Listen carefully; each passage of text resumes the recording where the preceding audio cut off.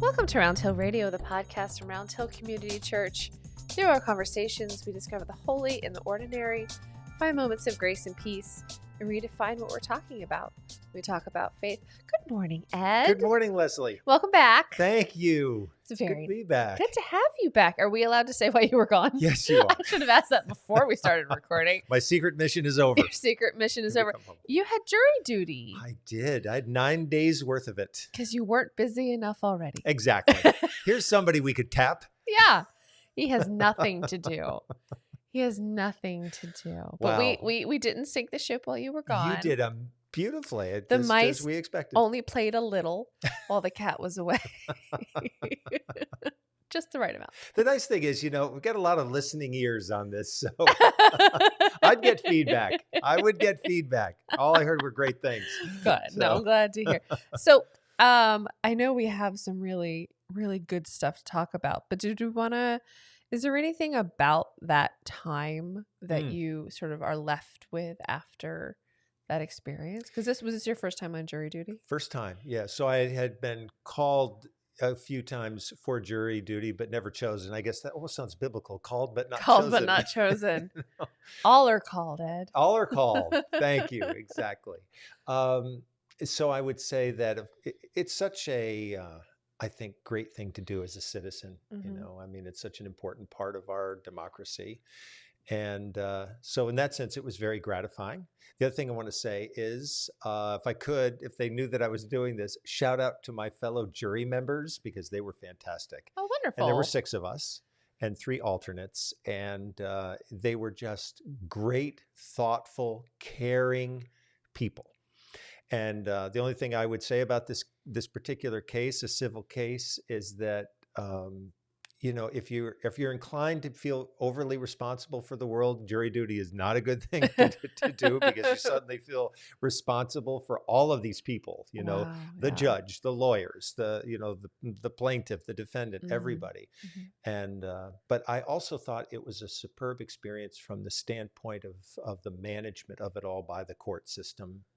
They worked really hard to give us as a jury everything we needed in order to make a good decision. Uh-huh. And so we were 2 days in deliberation, so it wasn't an automatic decision. Right. And we started out, so I think here's a little lesson maybe for us. We started out very divided and we came to a unanimous decision. Wow. And it took us about 2 days to do that. So we can do it despite the way that the world looks these days. We can have people with really divergent opinions sit in a room together and figure it out. Wow. That's saying something. Yeah, with lots of bathroom breaks. Well, obviously. Was it required to have the decision be unanimous? Yeah, Or well, it was if just the a decision is majority? not unanimous, then it's a hung jury, and then that. Oh, okay. So yeah. yeah. So it wasn't a simple majority. No, exactly. It has to be a unanimous decision. Yeah. Wow. So this is,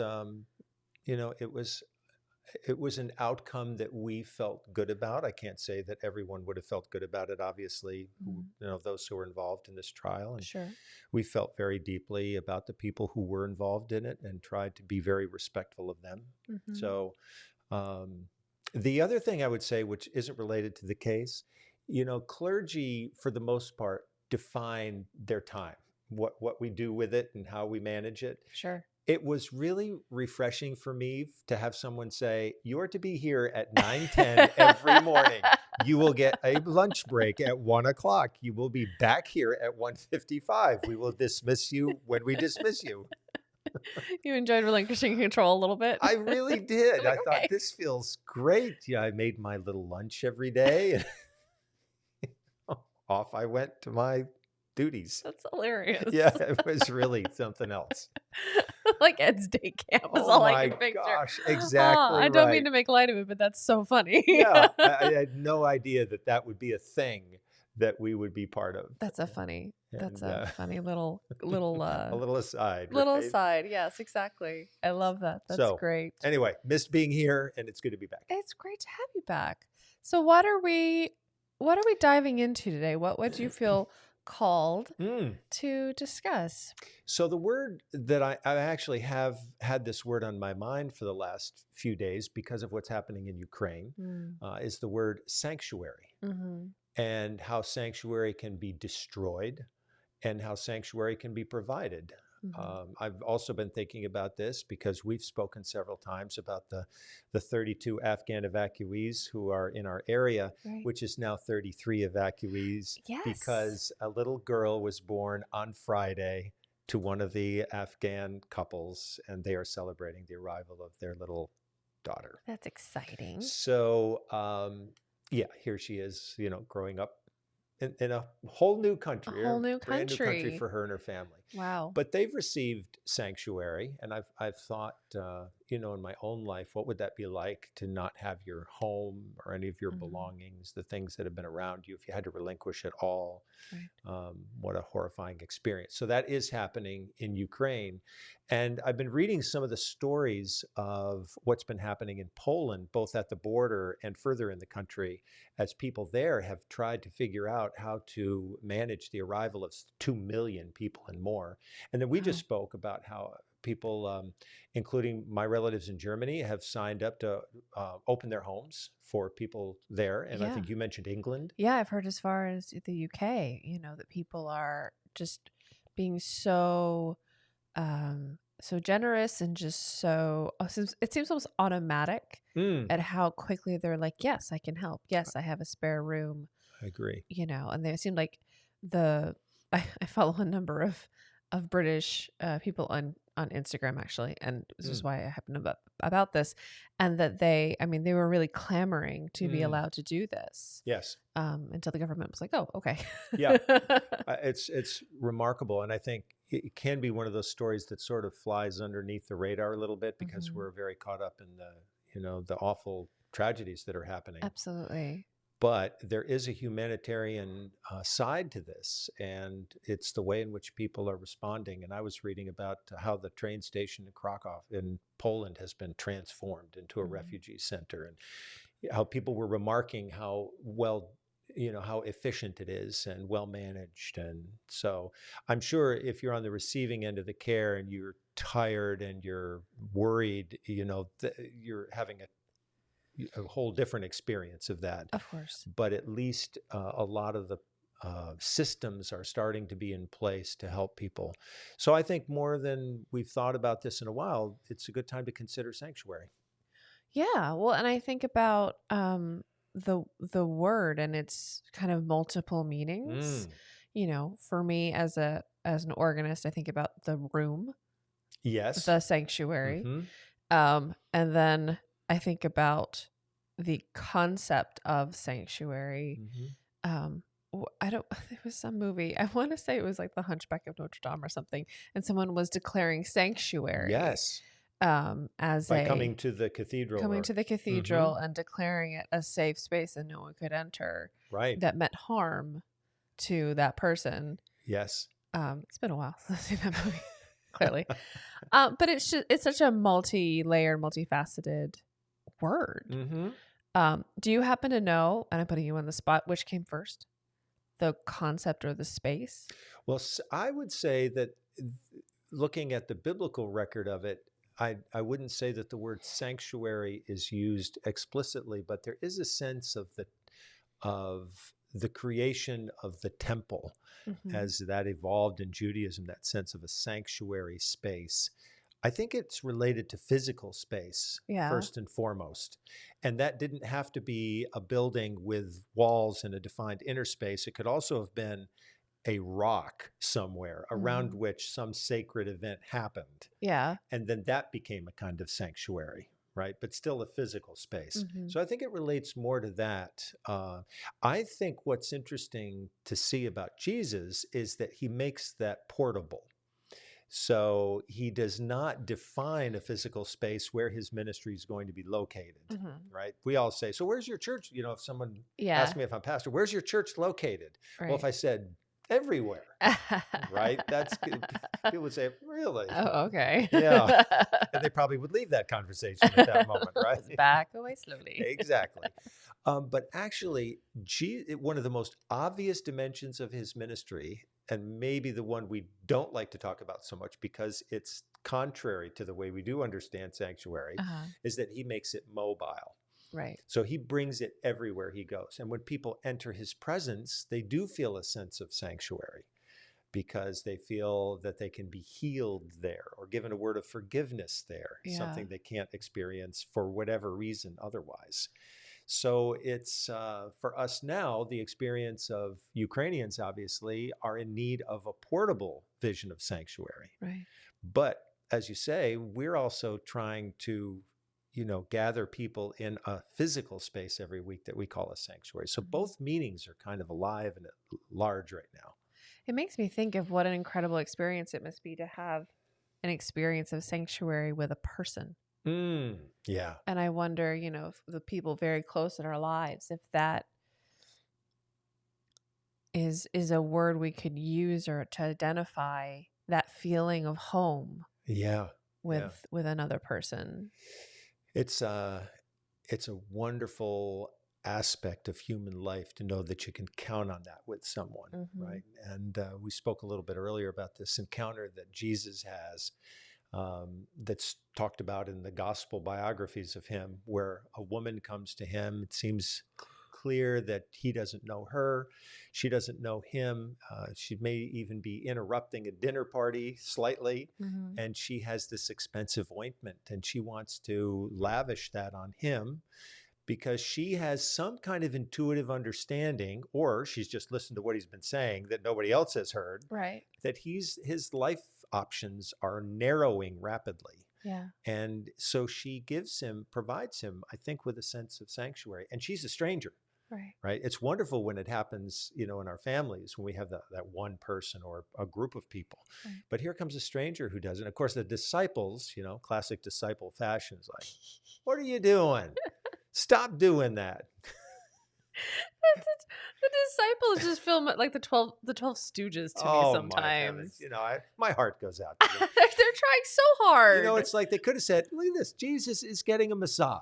Like, how awesome is that? It's like, no, what a waste. Yeah, I mean, right. It's just grumble, grumble, grumble. Grumble, grumble, right?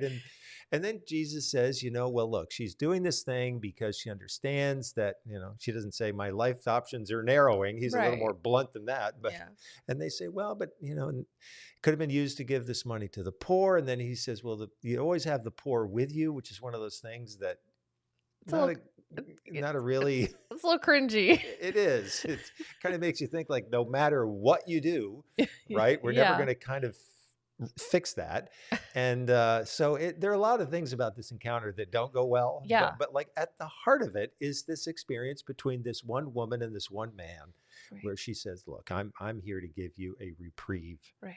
And so I guess those moments of sanctuary can be a little spontaneous and serendipitous. They pop out of nowhere, or they can be planned a little bit more. Yeah. I am remembering just right now as we're speaking, when I was serving a little tiny church in Scotland, and I was 22 years old, first church I'd ever served.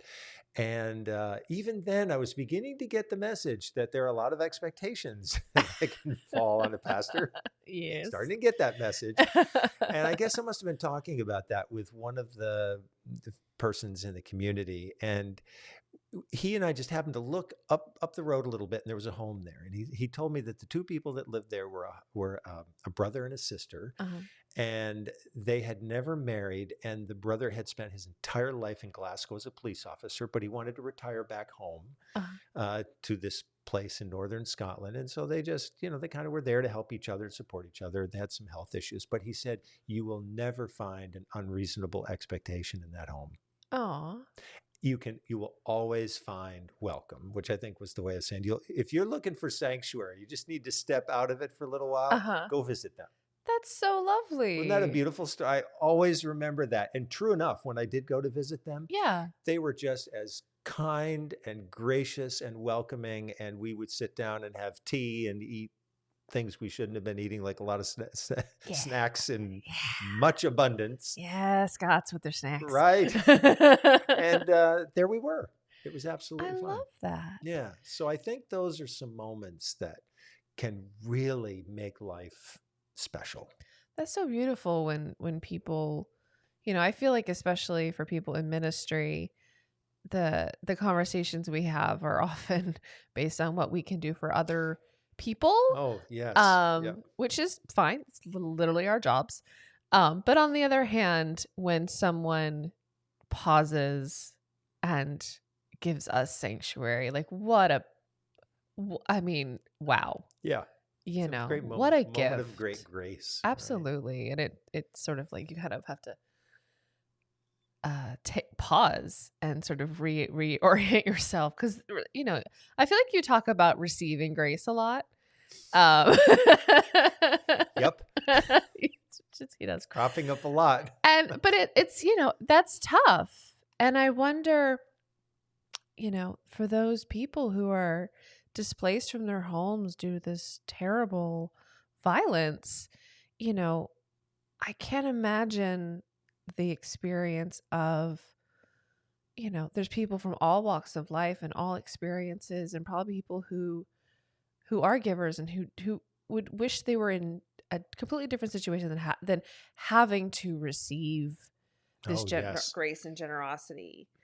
Um, it seems really difficult, I think to it's put it like mildly.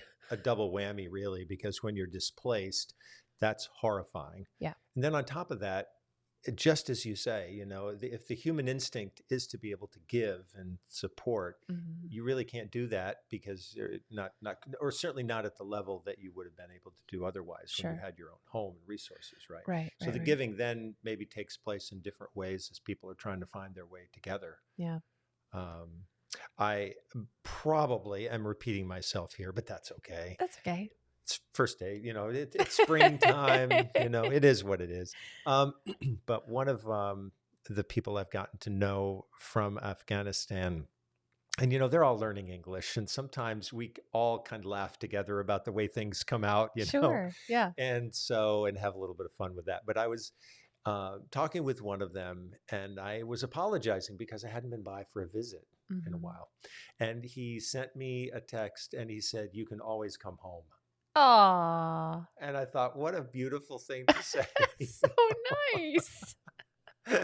And I have saved that message because, kind of inadvertently, he said the perfect thing. Yeah. Right. And so Yeah. I think I used to, when I would be part of leading confirmation programs. So for 8th or 9th graders, Yeah. when they go through this process to decide whether they want to be part of the experience of church, Yeah. then I would say to them, my hope is that no matter what happens to them in their lives, no matter where they go, they can always come back to the place that nurtured them and say, this is my home. And come back here, recenter, reorient, touch home base and kind of, start from there. And we need to create that for each other. And I would say week in and week out, that's why it's very helpful to have a place called Sanctuary where we can do that. Absolutely. Well, thank you all for joining us this week. Round Hill Radio is brought to you by the friends and members of Round Hill Community Church, and we'll see you back here next week.